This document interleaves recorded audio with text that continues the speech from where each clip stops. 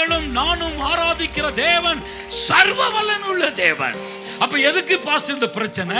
கர்த்தர் யாருன்னு நீ தெரிஞ்சுக்கணும்னா இந்த பாதையில போனா தான் அவர் எப்படிப்பட்ட வல்லமை உள்ள தேவன் என்பது உனக்கு புரியும். எனக்கு அதுக்காக இவ்வளவு பெரிய பிரச்சனையா? ஆமா, காரணம் நீ அப்படிப்பட்ட ஆளு. அதனால உன் பிரச்சனையின் லெவல உனக்கேத்தபடி கொடுத்திருக்கிறாரு. நிச்சயமா you will go through. நீ அதன் வழியாய் போவாய். நிச்சயமாய் கர்த்தர் உனக்கு உதவி செய்வார். சிங்காசனம் ஆயத்தம் யோசேப்பிற்கு. அவனுடைய பாதைகள் கடினம், ஆனாலும் கர்த்தர் அவனோடு இருந்தார். The favor of the Lord was with Joseph. தேவனாலே கூடாத காரியம் ஒன்றுமே இல்லை.